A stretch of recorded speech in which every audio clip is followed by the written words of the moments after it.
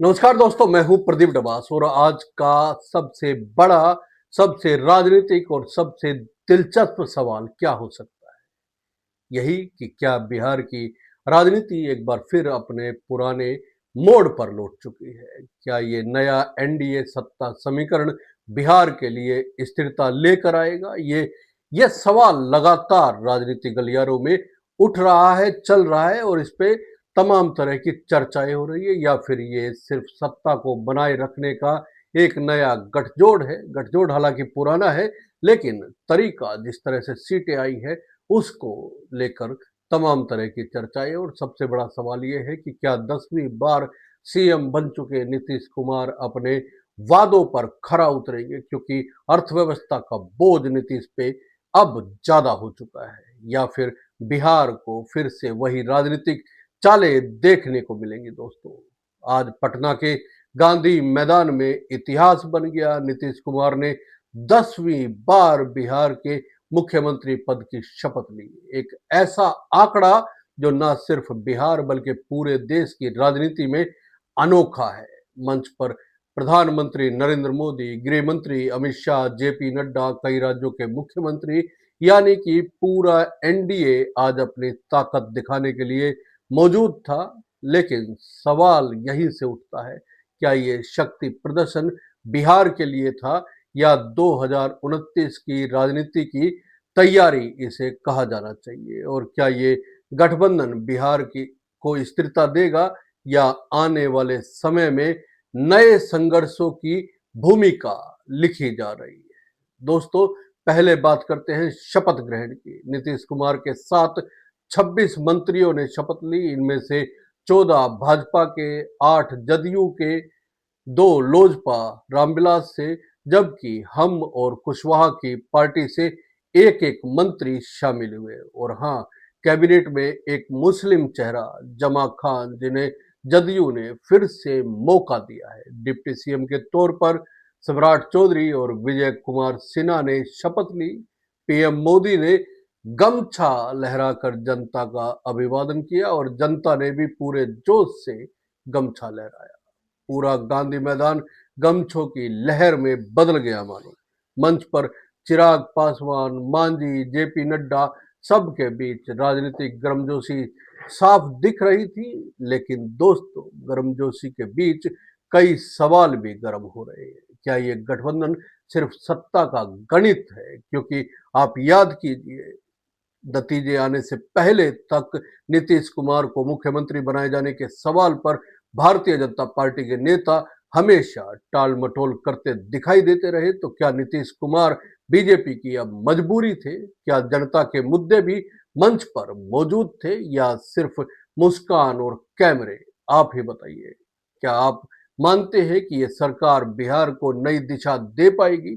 दोस्तों, नीतीश कैबिनेट में 13 नए चेहरों को मौका दिया गया है। Shreyasi Singh, Commonwealth gold medallist, Jamui की तेज तर्रार विधायक रामकृपाल यादव, जिन्होंने बाहुबली रितलाल यादव को हराया। एलजेपी आर से संजय कुमार और संजय सिंह को भी मौका मिला है। संजय सिंह वही है जिन्होंने महुआ से तेज प्रताप यादव को हराया। लेकिन यह सबसे दिलचस्प बात, उपेंद्र कुशवाहा के बेटे दीपक प्रकाश को मंत्री बनाया जाना है। बिना चुनाव लड़े वे ना एमएलए हैं ना एमएलसी, लेकिन मंत्री बना दिए गए हैं।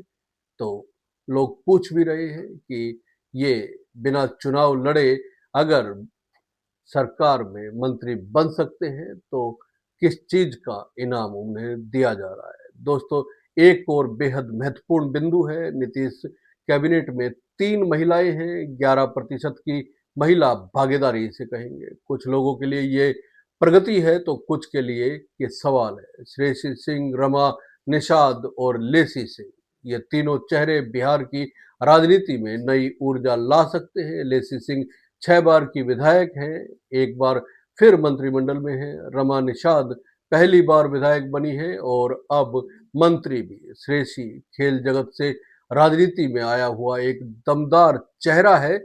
लेकिन दोस्तों, सवाल यहाँ भी है, क्या बिहार के विकास की फाइलें इन नए चेहरों के हाथों में आगे बढ़ेंगी या फिर राजनीतिक संतुलन बनाने का काम ज्यादा होगा। अब बात करते हैं एक बड़े राजनीतिक फैक्टर की, बिहार की कल्याणकारी योजनाएं जिन्होंने इस चुनाव को दिशा देने में बड़ी भूमिका निभाई है। वो 10,000 रुपया जो महिलाओं के अकाउंट में चुनाव के दौरान और चुनाव से पहले आए, उसको भूला नहीं जा सकता। लेकिन उसके अलावा पोल्स मैप के आंकड़े जो कहते हैं वो बड़े रोचक है।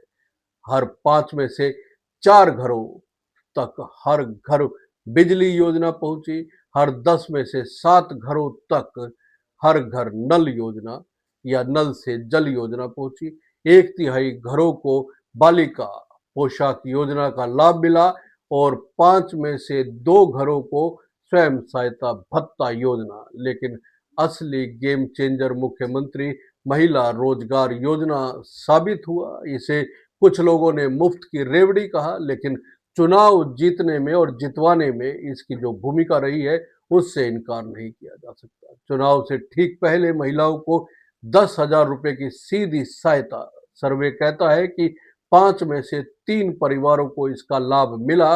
अब आप बताइए दोस्तों, कितनी योजनाएं राजनीतिक होती है और कितनी योजनाएं राजनीति बदल देती है? क्या ये योजनाएं जनता की जरूरत थी या चुनाव की रणनीति? क्योंकि बीजेपी कभी फ्री बीज को लेकर बेहद मुखर दिखाई देती थी। अब बात करते हैं शपथ ग्रहण समारोह के सबसे यादगार पलों की। समारोह खत्म होते ही पीएम मोदी मंच पर आगे आए। उन्होंने नीतीश कुमार का हाथ पकड़कर जनता की ओर बढ़ाया, मंच पर मौजूद हर मंत्री के पास जाकर उत्साह बढ़ाया, फिर जनता की ओर झुककर 5 बार अभिनंदन किया और गमछा लहराकर लोगों का धन्यवाद किया।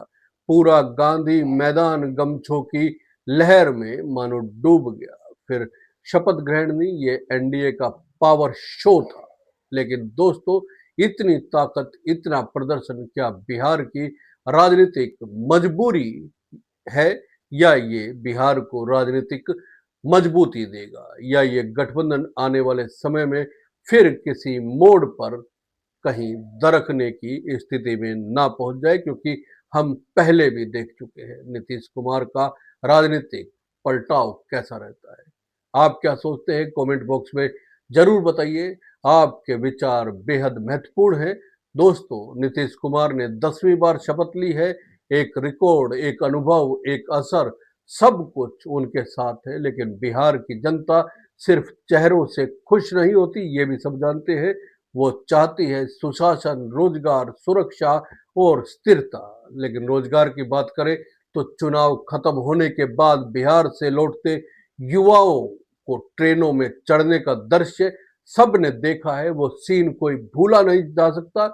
जब चुनाव के दौरान इन लोगों को अलग अलग राज्यों से ट्रेनों में बैठाकर लाया गया था वोट डालने के लिए, उस समय स्थितियां अलग थी, और जब ये लौट रहे हैं तो वो स्थितियां अलग है। तो क्या ये सरकार बिहार को नई दिशा देगी? क्या नीतीश कुमार का अनुभव और एनडीए की ताकत मिलकर नया बिहार बनाएंगे? कमेंट में लिख के बताइए। और अगर ये वीडियो आपको पसंद आया है तो लाइक कीजिए, शेयर कीजिए और चैनल को सब्सक्राइब करना ना भूलें। जय हिंद, नमस्कार दोस्तों।